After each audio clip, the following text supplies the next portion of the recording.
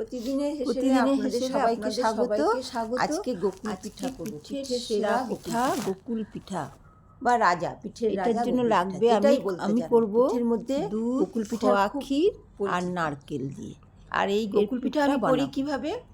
চিনি, গোকুল পিঠা খুবই সেরা আর গুড় আর খোয়া ক্ষীর। হ্যাঁ, শুধু নারকেল দিয়েও করা যায় পুর করে। এটার জন্য লাগবে আগে দুধটা বেশ খানিকটা ভালো করে ঘন করে নিতে হবে, তারপরে নারকেলটা দিতে হবে। আমি ভালো করে গরম হয়ে গেলে এইভাবে বেশ কিছুটা গরম দিয়েও করা যায়। আমি তারপরে করছি আর রসটা করব গুড়ে। পুরটা করছি এই চিনি দিয়ে গোকুল পিঠের। আর পুরটাই হলো আসল। ভিজানোর জন্য যে রসটা করতে হবে সেটা এই পিঠে করার জন্য গুড়। কেউ শুধু ময়দা দিয়েও করে, আবার দিয়ে খেতে খুবই ভালো লাগে। চালের মানে গুঁড়ো একটু আর ময়দা, তো অনেক রকম পিঠা করতে হবে। এইবারে এই খোয়া ক্ষীর দিয়ে, যেহেতু আমি পুরটা চিনি দিয়ে করছি সেই জন্য আমি খোয়া ক্ষীরটা দিতে হবে। দিয়ে পুরটাই হলো আসল। গুড় দিয়ে রসটা করব।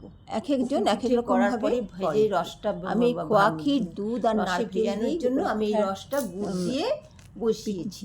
এটা পুরটা করব। রসটা আমি বসিয়ে দিয়েছি আর এদিকে পুরটা আমি করে নিচ্ছি। আর এর মধ্যে লাগবে ময়দা, নারকেল আর চালের গুঁড়ো।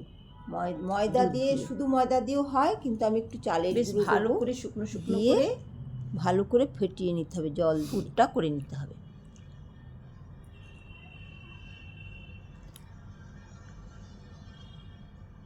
এইভাবে পুরটাকে করতে হবে।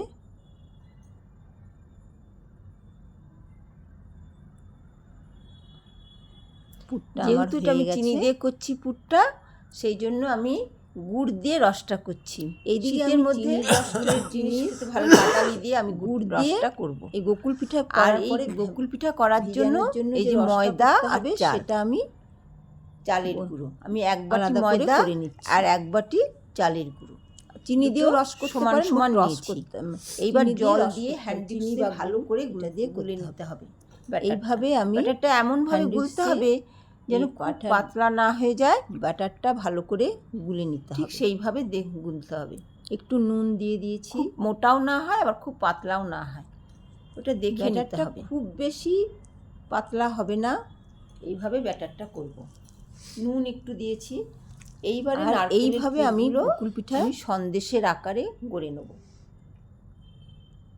পুরগুলো সন্দেশের আকারে করে নেব। এবার কড়াইতে সাদা তেল বসিয়েছি, সাদা তেল দিয়ে করব। আর এদিকে আমি পাটালি দিয়ে আমি এই গুড়ের রসটা করেছি। গোকুল পিঠা ভিজানোর জন্য পাটালি দিয়ে করেছি। এইভাবে ব্যাটারের ভিতরে পুরগুলো দিতে হবে, দিয়ে চামচ দিয়ে এইবারে সন্দেশের মতো আকারে তুলে এইভাবে গুলো ব্যাটারের মধ্যে চুবিয়ে চামচ দিয়ে এদিক ওদিক করে খেতে খুবই সুন্দর তেলে ছাড়তে হবে।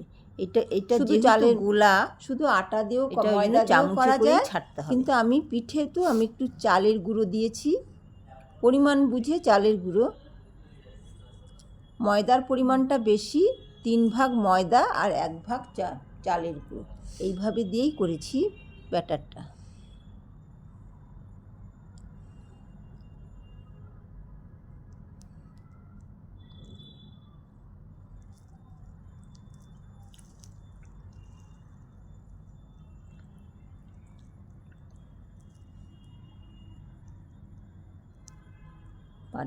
বা এগুলোকে ভালো করে ভাজতে হবে এবং বাদামি বাদামি করে ভেজে নিতে হবে। ব্রাউন কালার হলে এবারে সঙ্গে সঙ্গে বাদামি ভাবে ভাজার পরে আকার হয়ে গেলে, ভাজা ভাজা হয়ে গেলে, এইভাবেই আমি সব পিঠেগুলো ভেজে গেলে রসের মধ্যে ঢেলে দিতে হবে, মিষ্টি রসে ঢেলে দিতে হবে।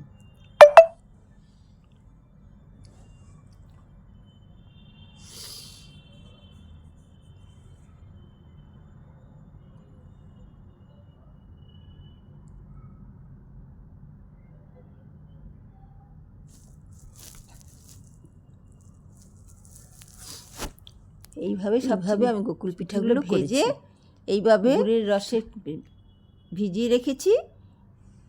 আর এবারে এইভাবে গোকুল পিঠাগুলো হয়ে গেল।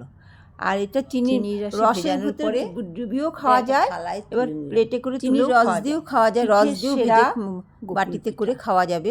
খেতে খুবই সুন্দর আর নতুনত্ব। এইভাবে বাটিতে করেও খাওয়া যাবে, আবার একটু রস দিয়ে খাওয়া যাবে, আর শুকনোও খাওয়া যাবে। হয়ে গেল আমার